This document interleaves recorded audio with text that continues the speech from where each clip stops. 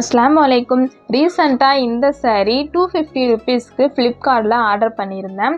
சாரியோட குவாலிட்டி வந்து 250 ருபீஸ்க்கு என்ன வருமோ அந்த மாதிரி தான் கொடுத்துருக்காங்க. ஆனால் சாரியோட பார்டரும் ப்ளவுஸோடைய துணியும் அவ்வளோ அழகாக இருக்குது. காப்பர் ஜெரிவில் ஃப்ளவர் டிசைனோடு வந்திருக்கிறதால ரொம்ப சூப்பராக இருக்குது. எனக்கு ரொம்பவே பிடிச்சிருந்துச்சு. இதை கன்வெர்ட் பண்ணி என் பொண்ணுக்கும் எனக்கும் வந்து தைக்க போகிறேன். இந்த கிளாத்துக்கு லைனிங் எல்லாமே கூட தைக்கலாம். ஆனால் நான் வந்து லைனிங் வச்சு என்கிட்ட ஆல்ரெடி கட் பண்ணது இருந்தது, அதையே யூஸ் பண்ணி வந்து தைக்க போகிறேன். நம்ம சேனலில் இதுக்கு முன்னாடி கட் ஒர்க் கொடுத்தா ஒரு ஃப்ராக் ஸ்டிச் பண்ணியிருந்தேன். அப்போவே கமெண்ட்டில் நிறைய பேர் கேட்டிருந்தீங்க கட் ஒர்க் எப்படி கொடுக்குறீங்கன்றது வீடியோவாக போடுங்க அப்படின்ட்டு. கட் ஒர்க் எப்படி கொடுக்குறதுன்றது பார்க்கலாம். எந்த துணியில் கட் ஒர்க் கொடுக்க போகிறோமோ அதுக்கு மேலே லைனிங் கிளாத் வச்சு ஆம்ஹோலுடைய லைனும் நெக்குடைய லைனும் நம்ம வரைஞ்சிக்கணும்.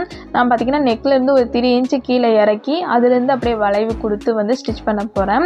இந்த இடத்துல நான் மார்க் பண்ணிக்கிறேன் ஒரு 3 இன்ச்சு கீழே.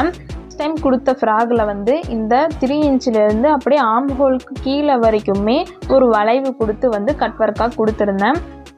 இப்போ தைக்க போகிற ஃப்ராகுக்கு இதுலேயே கொஞ்சம் டிஃப்ரெண்ட்டாக நெக்லைன்லேருந்து 1 இன்ச்சு தள்ளி நான் வந்து அந்த வளைவை அப்படியே கொடுத்துக்கிறேன். இது இன்னுமே அழகாக இருக்கும். இந்த மாதிரி வளைவு கொடுத்துட்டு இதை அப்படியே கட் பண்ணி எடுத்துக்கலாம். இப்போ இது ரெடி ஆச்சு. இது நெக்குக்கான கட் ஒர்க்கு. இது இல்லாமல் ஹிப்புக்கும் ஒரு கட் ஒர்க் கொடுக்கலான்னு இருக்கேன். அதுக்கு பார்த்தீங்கன்னா இதே கிளாத்தை டபுளாக ஃபோல்டு பண்ணி இந்த பக்கம் வந்து நான் ஒரு 4 இன்ச்சஸ் நான் வந்து மார்க் பண்ணிக்கிறேன். அதே மாதிரி ஃபோல்டு பண்ண இடத்துலையும் 4 இன்ச்சு மார்க் பண்ணிவிட்டு இது அழகாக ஒரு பாக்ஸ் மாதிரி வந்து வரைஞ்சிக்கிறேன். 12 இன்ச்சு நான் வச்சுருக்கேன். டபுளாக ஃபோல்டு பண்ணிவிட்டு 12 இன்ச்சு வச்சுருக்கேன். இப்போ சென்டரில் 2 இன்ச்சுக்கு மார்க் பண்ணியிருக்கேன். அதே மாதிரி இந்த பக்கமும் 2 இன்ச்சுக்கு மார்க் பண்ணியிருக்கேன். மேலே இருக்கக்கூடிய டாட்டை சென்டரில் இருக்கக்கூடிய இந்த டாட்டோட கனெக்ட் பண்ணுறேன். அதே மாதிரி அதுக்கு அடுத்து இருக்கிற டாட்டை கீழே இருக்கக்கூடிய இந்த டாட்டோட கனெக்ட் பண்ணுறேன். இது பார்த்திங்கன்னா ஒரு கிராஸான ஒரு வளைவு மாதிரி இருக்கும். இப்போ இந்த சென்டரில் நம்ம மார்க் பண்ணியிருக்க இந்த 2 லைனையும் அழகாக கட் பண்ணி எடுத்துக்கலாம்.